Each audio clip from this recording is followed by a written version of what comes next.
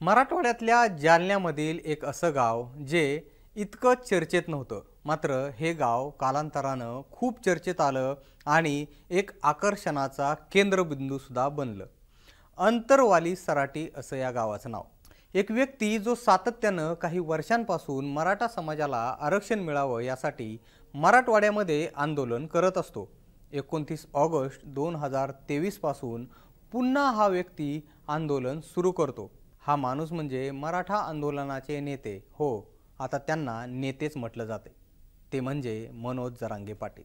1 September 2023 रोजी या आंदोलनाच्या ठिकाणी अचानक दगडफेक होते आणि लाठीचार्ज होतो आणि चर्चेत नसणारं हे आंदोलन राज्यभर आणि पुढे चालून देशभर गाजतं.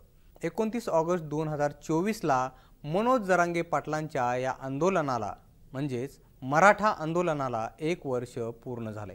आता 1 वर्षात मराठा समाजाला या आंदोलनामुळे नक्की काय मिळालंय, मनोज जरांगे पाटलांना या आंदोलनामुळे काय मिळालंय, आधी लोकसभा आणि आता येणाऱ्या विधानसभेला मराठा फॅक्टर कसा चालणार याबाबतच पुढील काही मिनिटात आपण जाणून घेणार आहोत. नमस्कार, मी निलेश. आपण बघताय मुंबईत. मनोज जरांगे पाटलांनी आता विधानसभेसाठीची प्लॅनिंग सुरू केली. मात्र या 1 वर्षाच्या कालावधीमध्ये मनोज जरांगे पाटलांनी बऱ्याच गोष्टी पाहिल्या आणि बऱ्याच गोष्टी केल्या सुद्धा. सरकारला अक्षरशः त्यांनी नाकेनऊ आणल्याचं सुद्धा आपण पाहिलं असेल. या आंदोलनाची एकंदरीतच एका वर्षाची टाईमलाईन आपण हायलाईटच्या रूपामध्ये आधी थोडक्यात बघून घेऊयात. 29 ऑगस्ट 2023 रोजी जरांगे पाटलांनी अंतरवाली सराटी या गावामध्ये उपोषण सुरू केलं. हे गाव म्हणजे जरांगे पाटलांची सासूरवाडी. जरांगे पाटील मूळचे बीडचे, मात्र त्यांनी आपली सासूरवाडी असलेल्या अंतरवाली सराटीमध्ये 29 ऑगस्टला हे आंदोलन सुरू केलं. मात्र या आंदोलनाची तितकीशी चर्चा नव्हती. मात्र 1 सप्टेंबर 2023 रोजी जरांगे पाटलांच्या या उपोषणस्थळी दगडफेक झाली आणि पोलिसांकडून लाठीमार करण्यात आला. या दगडफेकीचे आणि लाठीमाराचे व्हिडिओज प्रचंड मोठ्या प्रमाणामध्ये चर्चेत आले. अंतरवाली सराटीमध्ये मोठमोठ्या नेत्यांचे ताफे धडाधड येऊ लागले. यानंतर 14 सप्टेंबरला जरांगे पाटलांनी मुख्यमंत्री एकनाथ शिंदे यांच्या हस्ते आपलं हे पहिलं उपोषण सोडलं. हे उपोषण सोडताना जरांगे पाटलांनी शिंदेंना सरसकट मराठ्यांना कुणबी आरक्षण देण्यासाठी 40 दिवसांची मुदत दिली आणि त्यांची ही मागणी अर्थातच सरकार दरबारी ठेवली.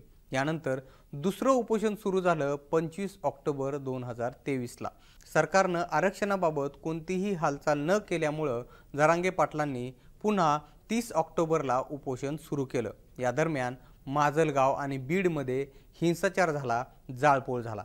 2 नोव्हेंबरला जरांगे पाटलांनी हे दुसरं उपोषण जे आहे ते मागे घेतलं. न्यायमूर्ती MJ गायकवाड, सुनील शुक्रे, मंत्री उदय सामंत, मंत्री धनंजय मुंडे यांच्या उपस्थितीमध्ये हे उपोषण मागे घेण्यात आलं. 2 जानेवारीची डेडलाईन यावेळी जरांगेंनी सरकारला दिली. यानंतर 3 नोव्हेंबरला सरकारला 24 डिसेंबरपर्यंतची मुदत दिल्याचं जरांगे पाटलांकडून स्पष्ट करण्यात आलं. नंतर तिसरं उपोषण सुरू झालं. 2 जानेवारीची तारीख आली, पण तयारीला वेळ घेत जरांगे पाटलांनी मुंबईचा प्लॅन आखला आणि यानंतर मुंबईचा मार्च सुरू झाला. 20 जानेवारी 2024ला जरांगे पाटलांनी प्रचंड मोठ्या प्रमाणामध्ये मराठा आंदोलकांसह अंतरवाली सराटीमधून मुंबईकडे आपला मोर्चा रवाना केला. जागोजागी भव्य सभा आणि रॅली करत जरांगे पाटील मुंबईकडे निघाले.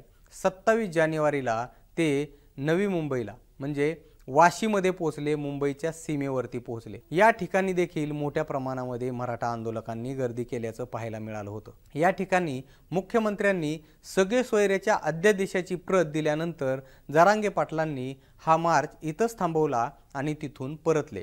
मात्र हे आंदोलन बंद झालेलं नव्हतं किंवा थांबलेलं नव्हतं. यानंतर जरांगे पाटलांचं चौथं उपोषण 8 ते 13 जूनच्या दरम्यान चाललं. चौथं उपोषण सोडवण्यासाठी मंत्री असलेले आणि एकनाथ शिंदेंच्या जवळचे असलेले शंभूराज देसाई अंतरवाली सराटीमध्ये पोहोचले. त्यावेळी त्यांच्या मागण्या मान्य करण्यासाठी जरांगेंनी राज्य सरकारला 13 जून ते 13 जुलैपर्यंतचा वेळ दिला होता. सरकारनं मागण्या मान्य केल्या नाहीत, त्यामुळं जरांगे पाटलांनी पुन्हा उपोषणाला सुरुवात केली. यानंतर जरांगे पाटलांचं 5वं उपोषण सुरू झालं 20 जुलैला.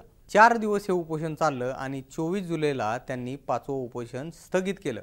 नारायणगडाचे महंत आणि अंतरवाली सराटीमधील महिलांच्या हाताने ज्यूस पीत जरांगे पाटलांनी आपलं हे उपोषण स्थगित केलं। दरम्यान उपोषण सोडताना जरांगे पाटलांनी पुन्हा सरकारला 13 ऑगस्ट पर्यंतची मुदत दिली होती आणि यानंतर 29 ऑगस्टला पुढची बैठक घेऊन दिशा स्पष्ट करणार असल्याचं सुद्धा जरांगे पाटलांनी सांगितलं होतं। आता 29 ऑगस्टला ही बैठक सुद्धा पार पडली। या बैठकीत जरांगे पाटलांनी 29 सप्टेंबर पासून पुन्हा एकदा आमरण उपोषणाला बसण्याचा इशारा दिलाय। याच बैठकीमध्ये जरांगे पाटलांनी आमरण उपोषण करू नये अशी मागणी करत मराठा आंदोलकांना अश्रू अनावर झाले। यानंतर जरांगे पाटलांनी मराठा आंदोलकांची समजूत घालत उपोषणाचा जो काही निर्णय आहे तो आपण 28 सप्टेंबर 2024ला जाहीर करू असं म्हटलंय। एकंदरीतच ही झाली मनोज जरांगे पाटलांची आणि मराठा आंदोलनाची एका वर्षातली टाइमलाईन।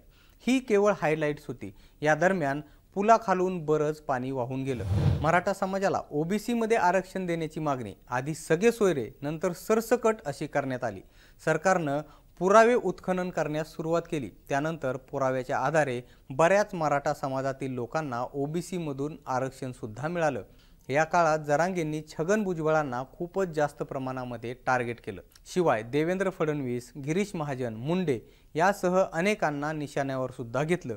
लोकसभा निवडणुकीमध्ये सुद्धा जरांगे फॅक्टरनं मराठवाड्यामध्ये खास करून युतीला जोरदार धक्का दिला। मराठा क्रांती मोर्चाच्या 57 मोर्चांमध्ये मराठा आंदोलनाला कुठलाही चेहरा नव्हता, मात्र जरांगे पाटलाच्या रूपानं मराठा आंदोलनाला चेहरा मिळाला। यानंतर भुजबळांनी राज्यभर एल्गार सभा घेत जरांगेंना काउंटर करण्याचा प्रयत्न केला। यानंतर जरांगेंच्या विरोधामध्ये ओबीसी नेते असलेले लक्ष्मण हाके आणि नवनाथ वाघमारेंनी ओबीसी आंदोलन उभारलं। जरांगेंच्या दाव्यानुसार बऱ्याच मराठा समाजातील लोकांना कुणबीतून आरक्षण मिळालंय। 1.5-2 कोटी मराठा ओबीसीत गेलाय। 57 लाख नोंदी मिळाल्या आहेत। आता थोडाच राहिलाय, आम्ही मुळातच ओबीसी आहोत असं जरांगे पाटील सांगतायत। समाज एकत्र करणं खूप गरजेचं होतं। यातून सर्वात महत्त्वाचं काय मिळालं तर माझ्या मराठा समाजाला तिरस्कारानं बघितलं जायचं, तो समाज एकत्र आलाय आणि हा सर्वात मोठा आनंदाचा क्षण आमच्यासाठी आहे। आम्ही जर एकजूट राहिलो तर मराठा समाज काहीही मिळवू शकतो। सगळ्या मराठ्यांना कुणबी ओबीसीतून आरक्षण मिळाल्याशिवाय हटणार नाही असं जरांगे पाटील आज म्हणतायत। लोकसभेला जरांगेंचं आंदोलन आणि मराठा फॅक्टर जोरात चालल्याचं बोललं जाते। त्यामुळे आता आगामी विधानसभा निवडणुकीच्या आधी याकडे गांभीर्यानं पाहिलं जाते। जरांगेंनी तसा मार्ग देखील खुला केलाय।